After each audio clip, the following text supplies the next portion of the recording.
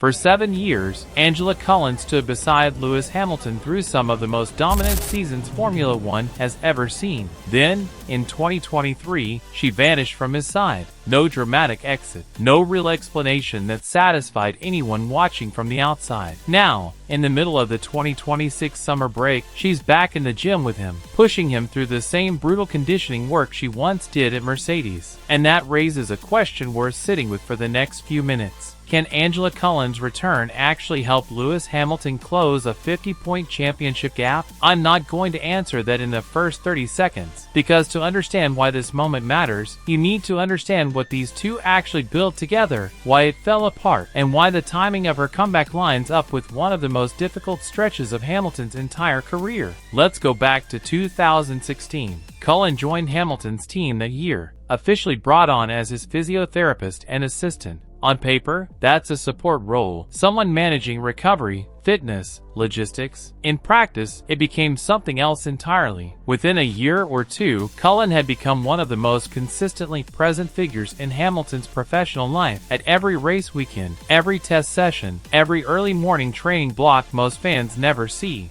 That constant presence matters more in Formula One than people realize. This is a sport where a driver's physical condition directly affects reaction time, neck strength under sustained G-forces, and mental sharpness across a 2-hour race in extreme heat. Having one person who understood exactly how Hamilton's body and mind responded to that pressure year after year wasn't a luxury. It became part of the machinery behind 4 consecutive world championships. That's why losing her in 2023 wasn't a small transition. It ended right after the Saudi Arabian Grand Prix, the second race of that season.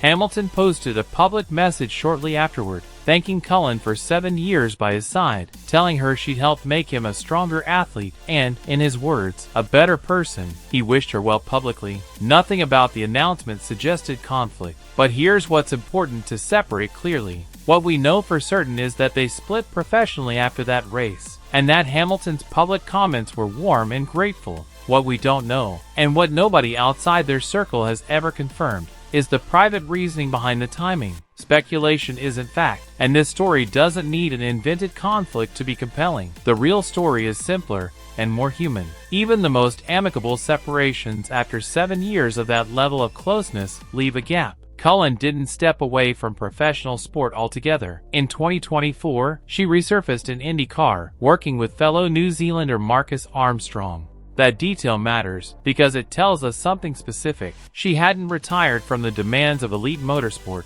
She'd simply moved into a different paddock entirely, applying the same skill set to a different driver on a different continent. Meanwhile, Hamilton was finishing out his final seasons at Mercedes, still competitive, still capable of brilliance on his day, but increasingly searching for whatever had once made that dominant version of himself feel inevitable rather than occasional. Two people, both still deeply embedded in professional racing, moving in completely separate directions. If you'd asked anyone at the time whether they'd end up working together again, most people in the paddock probably would have said no. Then everything shifted. Hamilton announced he was leaving Mercedes for Ferrari, arguably the biggest driver transfer of the modern Formula One era. This wasn't just a change of team colors. He was leaving an environment he'd known intimately for over a decade, walking into a new car, new engineers, an entirely different internal culture, and a level of Italian media scrutiny that Mercedes simply never generated in the same way. Every single person around him at Ferrari, from mechanics to strategists, was learning who Hamilton was in real time, rather than already knowing his habits from years of shared experience. And that's exactly the environment where fans started looking for clues about who might follow him into this new chapter. That's where things get interesting. Cullen posted a photo to Instagram from a ski slope. Nothing about the image itself looked significant. A casual winter photo, the kind any public figure posts without a second thought. But in the background sat a small red piece marker, the kind used to label ski runs by number.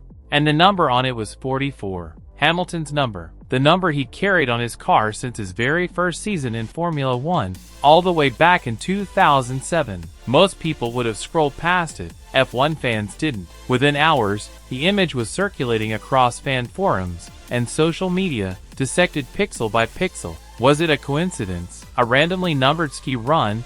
that happened to match Hamilton's number? Was it intentional? A subtle signal timed deliberately during a period of maximum speculation about his new team? Nobody could say for certain, and Cullen herself didn't comment, but the ambiguity was exactly what kept the story alive. Speculation about a possible reunion built for days, then weeks, without confirmation either way. Then confirmation arrived. Reports revealed that Cullen was rejoining Hamilton's inner circle, this time through his own company, Project 44, working under performance director Marc Hynes, who had also returned to Hamilton's setup after previously collaborating with him earlier in his career. When Hamilton addressed the reunion directly, he didn't offer a lengthy explanation. He talked simply about having known Cullen for a long time, about the two of them having gone through a lot together, even during the years they weren't officially working side by side. It was a brief comment. It didn't need to be longer. Anyone who had followed their partnership for the better part of a decade understood exactly what those words meant without further elaboration. Here's why bringing her back specifically at this moment made sense. A driver adapting to a brand new team is relearning almost everything at once. New communication styles with engineers, new car characteristics, new expectations from ownership, new physical demands depending on how the car itself is built. In the middle of that much unfamiliarity, having one person who already understands your training routines, how your body responds to fatigue, how you handle pressure when results aren't matching expectations, removes an enormous amount of uncertainty from an already uncertain situation. That's not sentiment. That's practical value,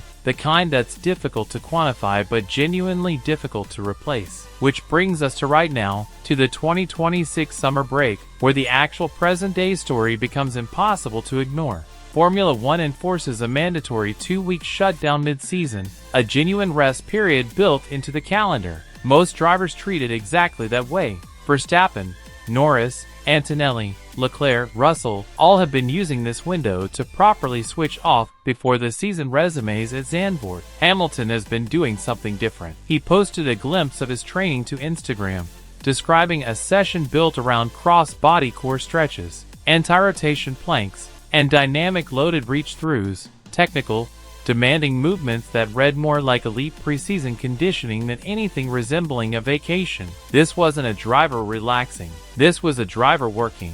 And then, there's one detail that changes the entire meaning of that session. Angela Cullen was right there beside him, not in an old photo, not in an archived memory of the Mercedes years. Physically present, in that gym, during this exact break, doing precisely what she used to do for 7 consecutive seasons. Her presence there doesn't prove anything about race results. It doesn't guarantee lap time, but it does suggest something worth paying attention to. That trust and familiarity are becoming meaningful to Hamilton again at exactly the moment his championship fight has gotten difficult. Because here's the number that explains why this timing matters so much. Hamilton currently sits 50 points behind Kimi Antonelli in the Drivers' Championship. 50 points, with the season past its halfway point. And there's a layer of irony sitting underneath the gap that makes it sting a little more. Antonelli is the driver who effectively inherited Hamilton's old seat at Mercedes after his departure. Hamilton left. Antonelli stepped in and started winning. Now Hamilton is the one chasing him. 50 points is a significant deficit. It's not a small margin to close in a single season, but it's also not the entire story yet, with meaningful rounds still remaining on the calendar. What matters here isn't pretending the math is easy. It's recognizing that Hamilton clearly isn't approaching this stretch of the season as though the fight is already over. There's another piece to this picture worth adding. Ferrari is reportedly planning upgrades to Hamilton's car once racing resumes, though nothing about those upgrades has been confirmed publicly, and reported development plans in Formula One don't always translate into on-track performance gains. If those upgrades genuinely materialize, and if Hamilton enters the second half of the season having used this break to sharpen himself physically and mentally,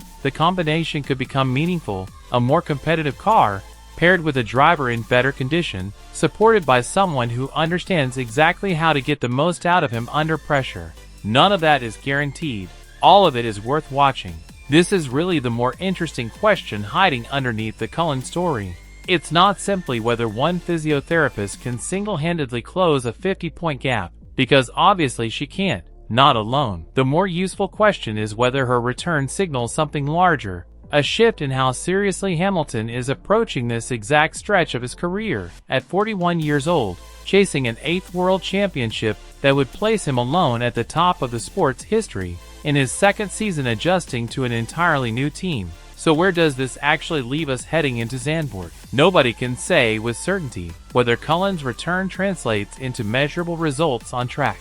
Nobody can promise the Ferrari upgrades will work as hoped. What we can say is this: taken together, a trusted performance partner back in his corner, and a driver visibly unwilling to treat his summer break as a vacation paint the picture of someone preparing for a serious second-half push, not someone quietly accepting where the standings currently sit. Maybe the comeback hasn't started on the track yet, not officially, not in the standings. But something has clearly changed, and if this sport has taught us anything about Lewis Hamilton over 2 decades of competing at the highest level, it's that counting him out has never once been a safe bet. Do you think Hamilton can close the 50-point gap? Let me know in the comments. And subscribe, because the second half of this championship is about to get very interesting.